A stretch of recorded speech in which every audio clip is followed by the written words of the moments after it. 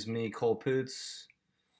Again, as promised, trying out different ideas, different video ideas, things to talk about, talking points. The possibilities are endless at this point. I wanted to dedicate a video to talking about Mac Miller recently, well, as of yesterday, or no, I'm sorry.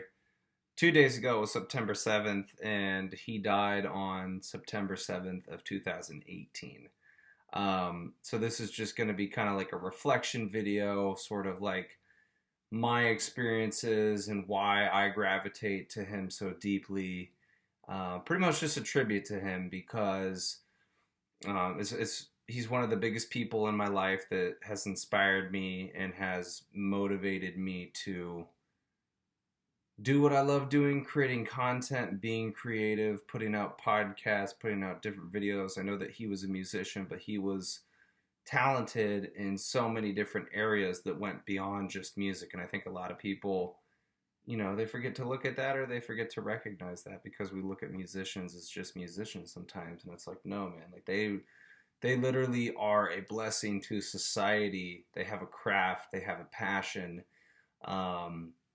They just give us great work throughout their lifetime. And I think that Mac was one of those most important people that is often overlooked. I wouldn't consider him really mainstream. I think maybe the only time that he was mainstream was when he was coming out with hits like Donald Trump, or, the anticipation of his first album, Blue Slide Park. But as he got older, he started to transform himself into a different artist, that looked at ways that he could expose his creativity and not really be into the business side of making like commercial hits or radio hits that, would be played for a bunch of people to hear. I think he was more in it for how it made him feel. What was he seeking to get out of the music? A lot of musicians talk about music as being therapy, really. Sorry, I gotta drink some coffee to fuel the brain for this video, because it's a deep, passionate subject of mine, topic I should say. But yeah, then you get into his works like Watching Movies with the Sound Off, which is his second album, which is personally one of my favorites. For the longest time, it was my favorite Mac Miller album, but there's a different album that takes the cake now. Watching Movies with the Sound Off came out when I was I think I was a sophomore going into my junior year of high school. And it was one of those albums that really just transformed the way that I thought about life. Because coming off of a project like Blue Slide Park, or his earlier mixtapes that had like Donald Trump and Knock Knock, all those bangers, I guess, in the beginning that he was really well known for, or got that hype for him, he then switched it up and he went to this really deep, introspective route with Watching Movies with the Sound Off. It was just completely different, and I don't think anybody was really expecting that from him. Personally, it's one of my favorite projects of his. It's when I think his drug use started to get maybe a little too excessive or out of control. But it was just such a deeply profound album, and it's one of those albums that still to this day, like when I play it in my car, I have to go from song 1 to song 19 without any skips. Like, you just have to play the whole thing through.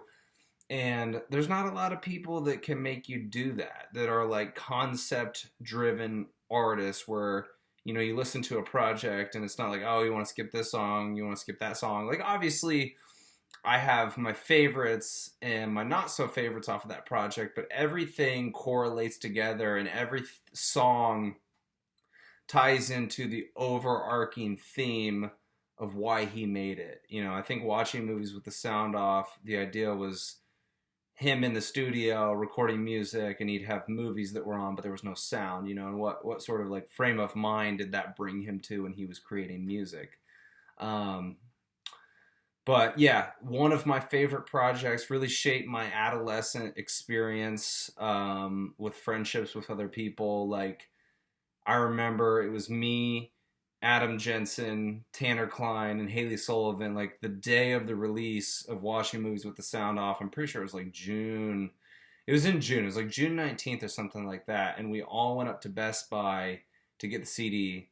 You know, that was back in the days when people still wanted to get those physical copies of CDs. I still do it. I mean, for my favorite artists, I will still buy their CDs, or I'll get their vinyl to support them.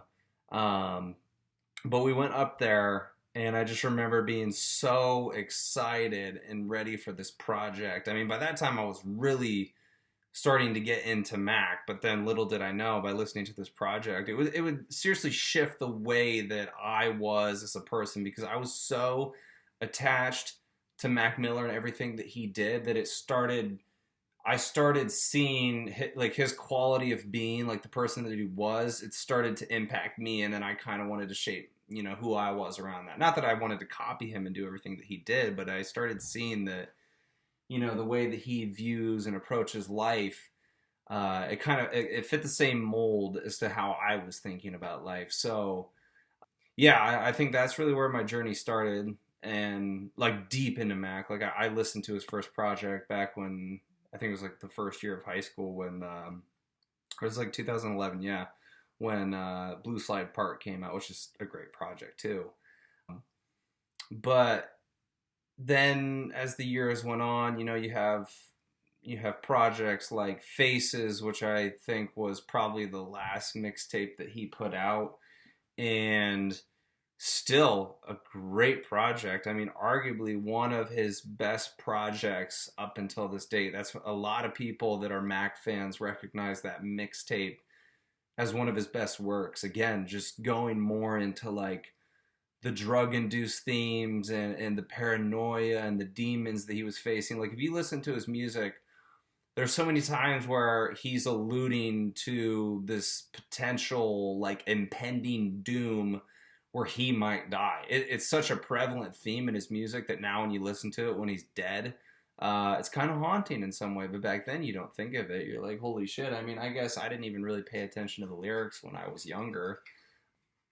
But yeah, such a great project. Again, just so like atmospherical, the way that he started experimenting with different instruments. And as he got older, I think he started to stray away from rapping so much, and did more like song based songs. I don't know if that even makes sense. They had a different song structure to them than like your typical rap song with like heavy bars and beats.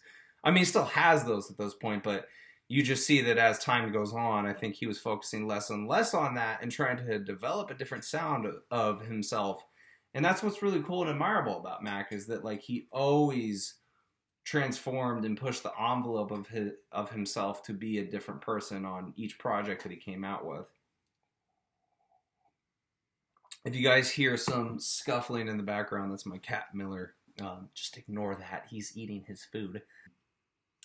But yeah, no, and then after Faces, I got into Faces late. I listened to it back in 2014, so I remember I was in high school, I was working at Sports Page, and there were a few songs off of there that I really dug, and I would listen to in the back kitchen at Sports Page when I was cleaning dishes. But then years later, like back in I think like 2017, 2018, I really started digging more through Faces, and I was like, dude, this is one of his greatest projects. Like it's one of the longest ones, because I think it's like 25 songs in length, but holy shit, man. I mean, for any of you that are music lovers, that is a project to dive into. And I mean, literally from point A to point Z at the end, you get a whole depiction of what he was going through. Again, through his music as he got older, it's more drug induced themes. It's more, just that reality that life starts to crumble a little bit as you get older. It's like as we're kids and we're growing up and we're meant to believe that nothing's gonna go wrong in this life, and our parents have every obligation to take care of us, which they do. I think that they did too much for us, and then as we got older, the reality of life, like I said, starts crumbling, and you have to face not only yourself, but the deficiencies that you operate with, and you have to figure out a way to change that as you grow up. And I think that that's kind of where like depression and anxiety starts to occur, is like, life is fucking hard, and some people are built to deal with it and some aren't and some have to develop that too if they don't have it. And it's crazy how a guy like Mac, you know, he could get fame and all those things and have all these recognitions and acknowledgments of society and his fan base, but that's never enough. So I think that a lot of people chase that and realize at some point that that's not truly what they wanted. You know, and I think that's the cool thing at Mac at that level.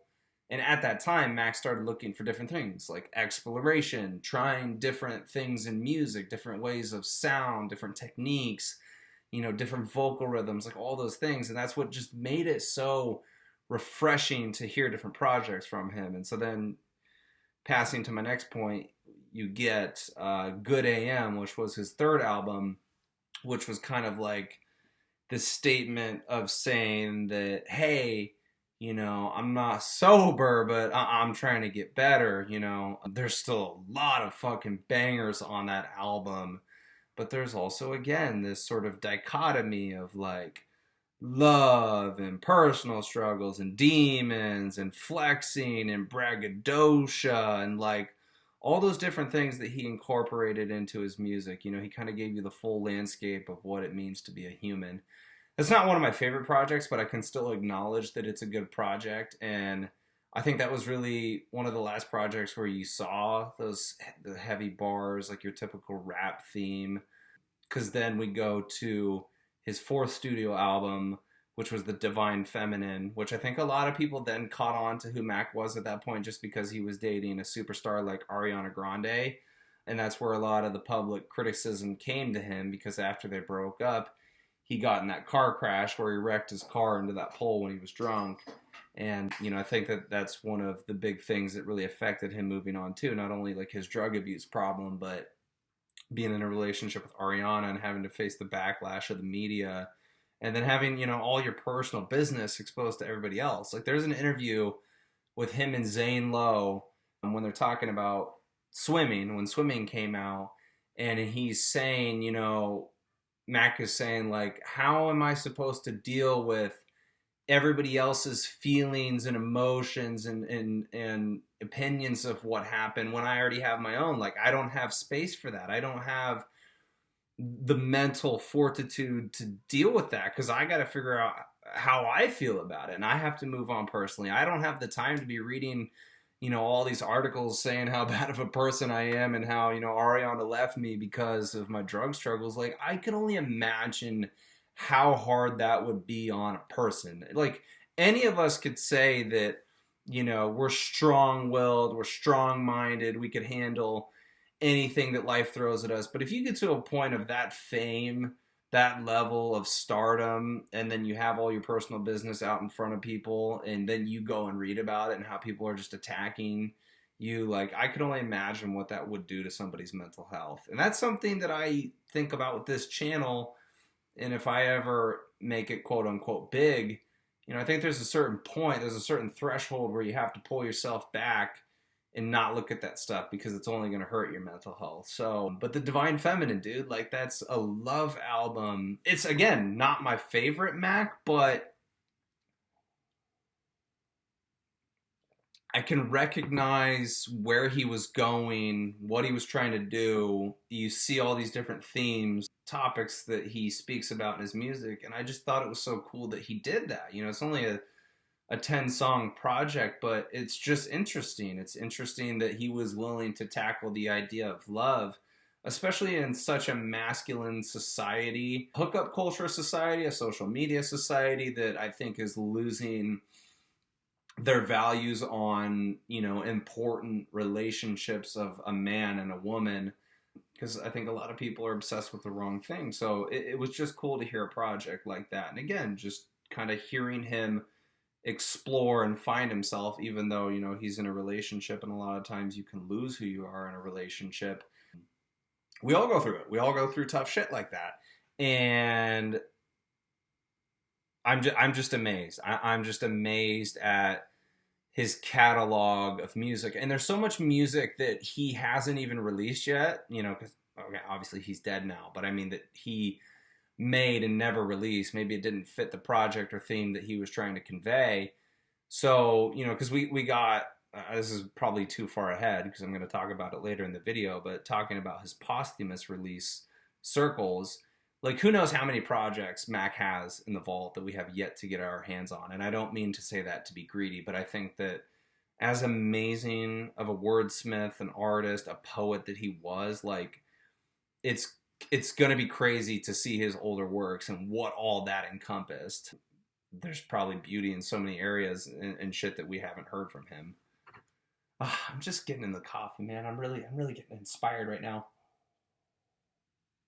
But yeah, you go from the Divine Feminine, which happened, I think that was 2016, and then the next project we get is Swimming, which is by far, in large, my favorite album of his of all time. Some people are going to disagree with me on that. They're not going to say that that was the best Mac Miller that we ever had. This is why I love art. This is why I love music. Is it's subjective to the individual. The reason that I think it has so much impact on me and it's my favorite is because of what was going on in my life at that time. Now, I'm not going to get too deep into it because that's kind of like where my personal struggles started to begin, whatever. Maybe that would be something to explore in a different video, but that's where, like, specifically, like, I will never forget, obviously, September 7th, 2018, that's when Mac Miller passed away, and I'll never forget, I was literally scrolling on my phone, and I was on Instagram, and I was looking at his Instagram story from the night before. It was, like, 7 or 8 hours removed, and he had posted a video. I think he was, like, in his room listening to a record player that was playing So It Goes, which was the last song off of Swimming. And my brother opens the door at my parents' house. I'm in the basement, and he says, "Cole, like, did you see that Mac Miller died?" And I'm like, "What are you talking about?" Like, I'm literally looking at his Instagram video right now of him listening to his song "So It Goes." There's no possible way, even though it was 7 or 8 hours ago. And I go to Twitter, social media, and it's blowing up on my timeline, like all these people, famous people posting about it, and you're just like, what the hell is happening? And I'm thinking like, okay, at some point somebody's gonna get on here, Mac's gonna get on here, a representative of him is gonna get on here and say that, hey, this is a hoax. I don't know how this information got leaked out to the world, but it's not true. And hours go by, days go by, and nothing happens. And then September 10th, so then 3 days later, I was planned to go to California to move my girlfriend at the time to Iowa. And I remember, dude, quit messing with the freaking curtains. My cat is, God, he's trying to make an appearance in the video. Yeah, you. Yeah, you. But yeah, no, then September 7th, September 10th, I go to California, fly to California. I'm listening to Swimming in the airplane, and that's like the first. That was like right around the time that I started journaling and really taking a stab at poetry. I know I've been doing that for a while, but that was really like the start of it. That's where I got interested in it. And I just remember like that time period just being so impactful and profound on me. I like Mac is, again, people are like, why are you so sad about an artist's death? Like, you didn't even know them. And it's like, I feel like that comment is so irrelevant to the actual issue because you can feel like, yes, technically I've never met Mac in person or anything. But you feel like you know an artist, especially if you followed them from their whole career to where they're at now, like I have with Mac Miller. And I think that, especially in Mac's songs, he was getting brutally honest with himself, that you really got to learn who he was. And you kind of, for me, I kind of felt like he was a brother to me. And so that's why it hurt so much when he passed away. But yeah, it was just such a crazy time. And again, I'm not going to get into my personal struggles, but that's where like anxiety and depression started getting really bad for me, even though I didn't really know at that time what it was.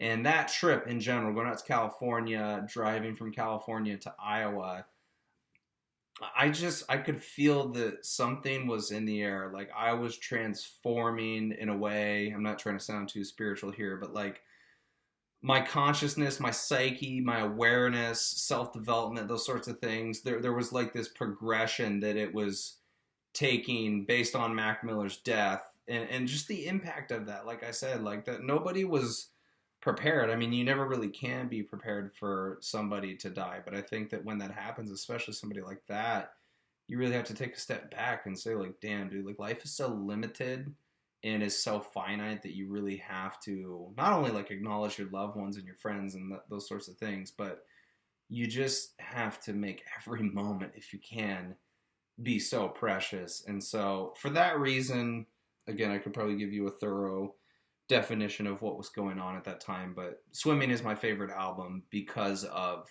that time frame and what was going on. And it's just such a beautiful project. I don't see how anybody can hate on it. You know, you got Self Care on there, which was like one of the first singles off the album, and it has that beat switch halfway through, and it just sends you into a whole nother atmosphere. And I mean, personally, my favorite song off that album is probably Wings, which follows Self Care. And just, again, dude, like Mac started getting so fucking introspective. And I mean, his lyrics just resonated with me. Again, I think that him and I kind of connect on this similar path of thinking, that like the way that he talks about things, the way that he describes things is the way that I view the external world as a creative thinker, as an overthinker, as a lot of times creative people are. But it's hard for us. You got to find meaning. And I think Mac was, I mean, through his music that gave him some meaning, but he was also just trying to sort out this mess in his head. And I can relate so well to that, because that has happened. That has been the main problem that I've been dealing with over the last few years of being an anxious thinker and overthinker, is just trying to figure out what thoughts mean, why they're there, and just try and change my reaction to them, you know? So Swimming is just beautiful. I would recommend anybody that hasn't listened to that project to go through it. Again, maybe I'd go on an extended rant as to, you know, what was going on in my life at that point, but that's where it becomes super personal if I'm going to get really into it. But just know that that was one of those, it's probably my favorite album across any artist of all time, because of the time frame, the relevancy to my life, the importance, the timeliness of everything. Like, you know, Mac Miller released that album like August 3rd, and then dies a month later. You know, he didn't even get a tour for Swimming, so that's just, it's just crazy, dude. Yeah, and then we go to Circles, which was his posthumous release, and shout out to his family, because I think they actually did it the right way that a posthumous release should be released.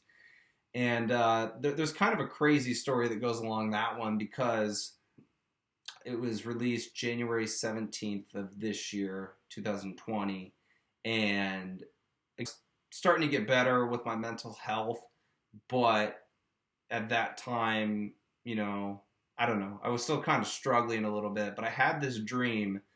Again, I don't know why I'm super specific on dates. I keep saying dates in this video, but I think it was January 7th. I had a dream of Mac Miller, and then I wrote about it in my journal. And the way that it impacted me, because in the dream, him and I were like brainstorming of ideas to talk about, which almost felt like it was going to go on a podcast. And right around that time is when I had started my personal podcast, Nurture the Mind, which is really the whole reason that I started this channel. But now I'm doing different videos.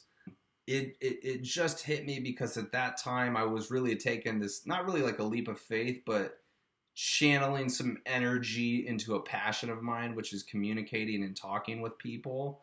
And in that dream, he was pretty much there, you know, my biggest influence, inspiration, pretty much there in support for me.